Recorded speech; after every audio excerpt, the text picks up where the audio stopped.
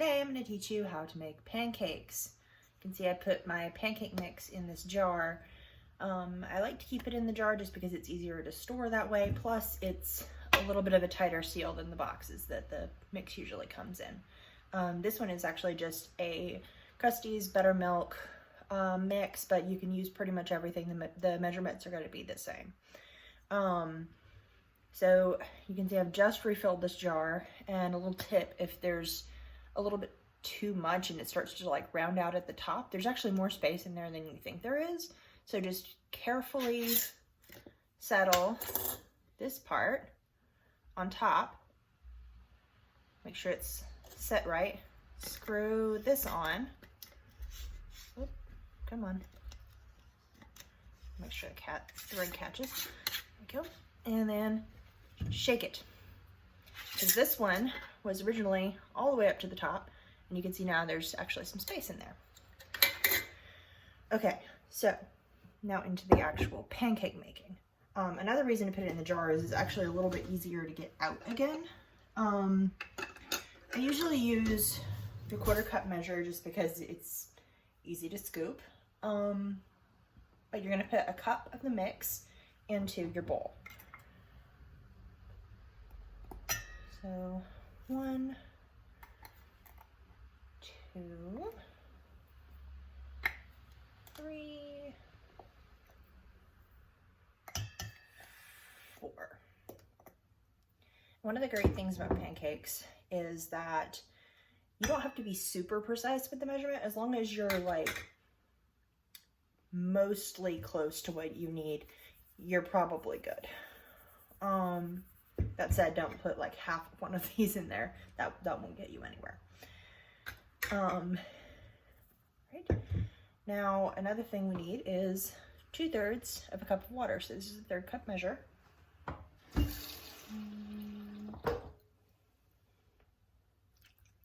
And I will say, while I'm doing this, getting a set of measuring cups is so convenient. And usually you can find some that are not too expensive, and pretty much anything will work. It's literally all the same thing. Some of them are just a little bit more durable. All right, so this is something that the package usually won't tell you about. I like to add an egg, and I'm not sure what that is.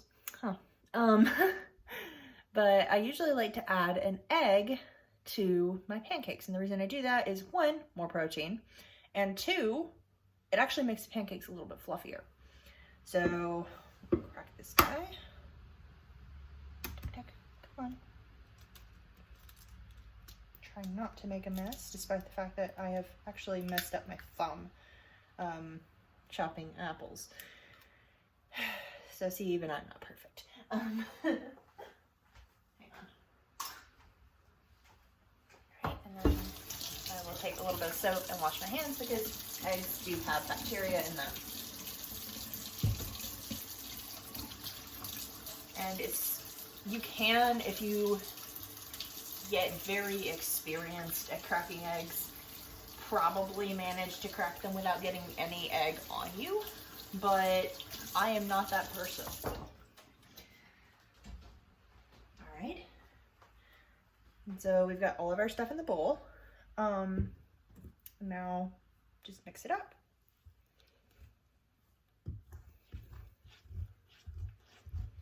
All right, so what you're looking for is this sort of like soupy consistency. It's definitely not very thick, but like it does have a little bit of viscosity to it, so it's a little bit sticky. What you don't want is like cookie dough or like water, so you want it to be a little bit thick. And I'm also tilting the spoon the wrong way naturally. But you'll see I did put a transition in there. That's because it can take a couple minutes. It's not too long though, so don't worry about that. I just didn't want you to have to stare at me stirring the bowl in silence for like 2 minutes. But this is the consistency you're looking for, and this is the stage where you can add anything else that you want to add into your pancakes. So you can add blueberries, chocolate chips. I will say with the chocolate chips, they're a little bit heavy, so they like to sink. And so between making pancakes, you might want to like give it a little bit of an extra stir to make sure that you do get chocolate chips in all of your pancakes. Okay, so I've actually decided to make blueberry pancakes today, and this is probably about half a cup to 3/4 of a cup of blueberries. You can put more or less. The only thing that you don't want is for there to be so many blueberries that it makes the batter fall apart.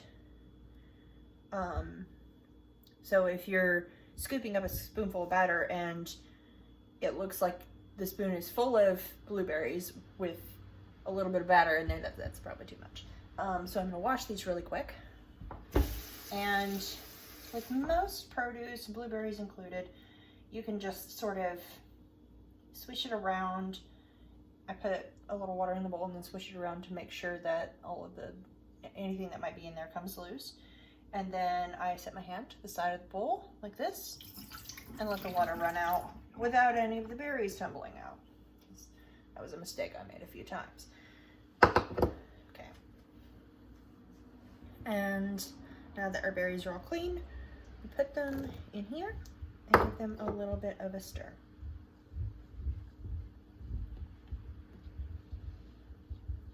All right, now they're mixed in. And when I pick up a spoonful of batter, I do have a few blueberries in there. All right, so we are about ready to get started on the actual cooking process. See you in a minute. All right, so we're over at the stove now, obviously. And I have set the heat on the pan to about midway around. This is something that you're just gonna have to experiment with because every stove is a little bit different. Starting about midway along the dial is a good place to go. So my dial has 9 actual numbers and also a high and low setting, and I usually put it between the 4 and the 5. So whatever midway of your stove is probably a good place to start.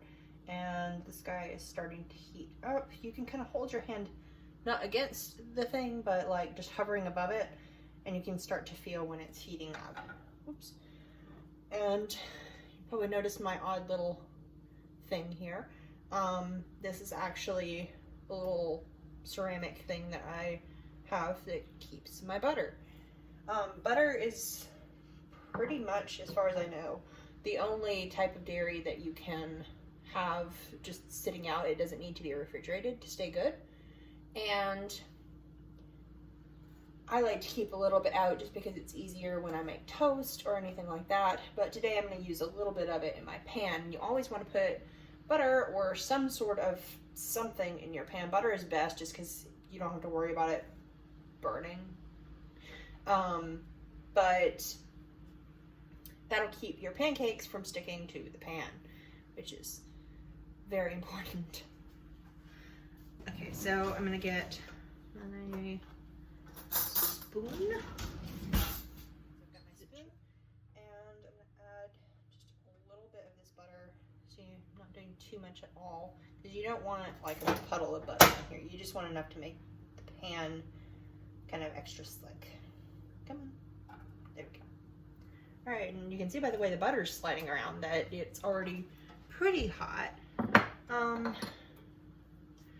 One of the kind of fun things about pancakes is there's a lot of just experiment with it, just play with it, and you'll eventually get what you want. I actually use the extra rack from my toaster oven as a little cooling rack for my pancakes, and it's good to have some kind of something under your pancakes that's not like a plate, because if you have the plate, they tend to sweat, and so they get a little bit soggy on the bottom.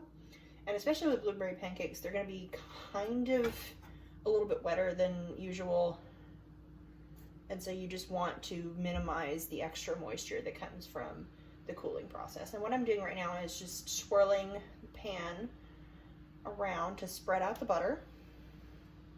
Make sure we've got a good little coating here. It doesn't have to be like completely coated. You can see there's some gaps in here, but just getting it spread around will help a lot. All right, so ready to try the first sort of experimental pancake.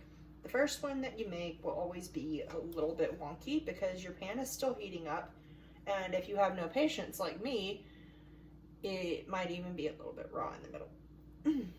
We're gonna try to avoid that today. So you notice I have this spoon. It's combination stirring spoon and dipping spoon, which is very convenient. But I've got about a spoonful, and let's see how much that makes. Because you don't want your first pancake especially to be too big. Yeah, that guy looks pretty good. Come on. All right. Okay. And now we wait for a minute, and you'll already start to see the pancake bubble a little bit. Let's see if I can get you guys closer. Hang on. Okay. So this one's actually been sitting for a minute because it took me a second to figure that out. But you can see the bubbles forming in the middle of this pancake. And they're holding their structure. That's really important. Like, even if they pop, you won't see them fill back in. And so that means they're probably about ready. And this one may have actually gone a little bit too long. But now I've got my spatula here, and I will just not hold on to the edge of the pan. Just kind of like wiggle it until it gets underneath the pancake good. Okay, and flip.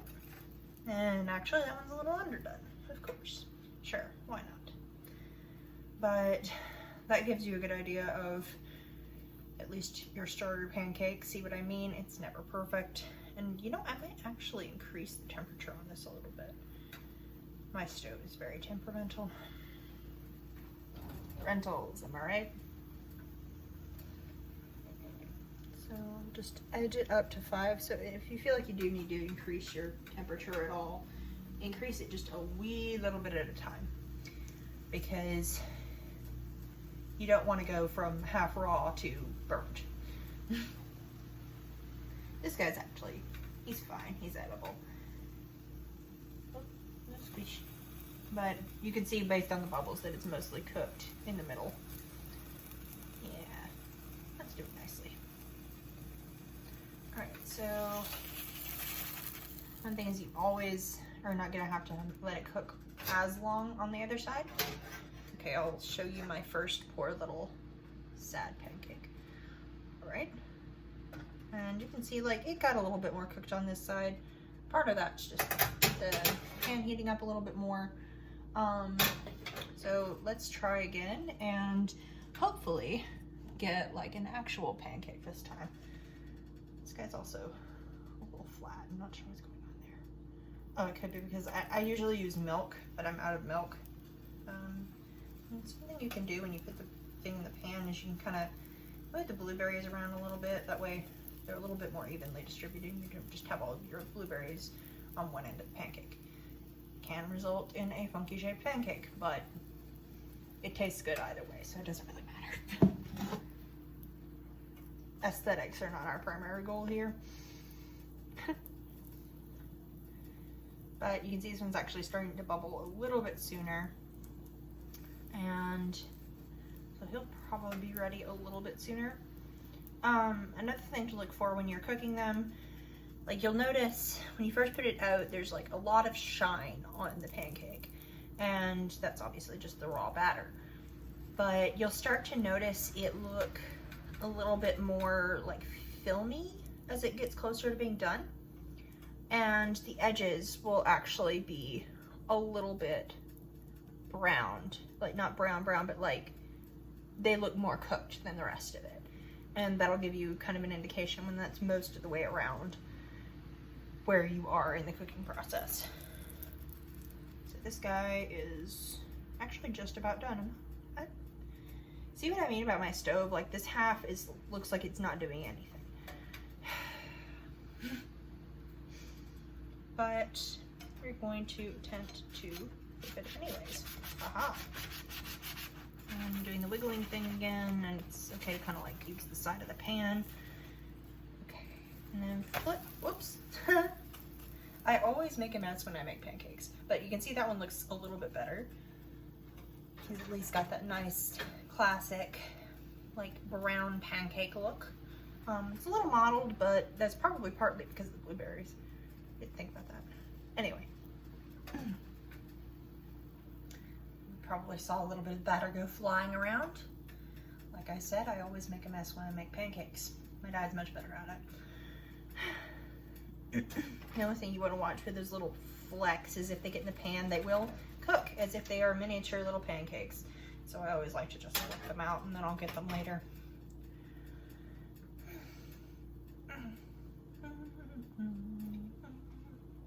And just for you guys, I will not indulge my bad habit of taking the sad pancake as soon as it's cool and just like munching on it while I cook the others. Because I have no patience. We've been over that. That guy's probably done. Yeah, I can see down around the bottom edge, it's actually started browning a little bit. Before I actually flip it, I'll show you that. See kind of like down here on this little part, it's turned brown a little bit. Right? Yeah. Hey, about perfect. I don't think you can see that. Hang on. Full blueberry pancake. All right, so I'm gonna switch this off and finish the rest because I doubt you guys want to watch me just do the same thing over and over.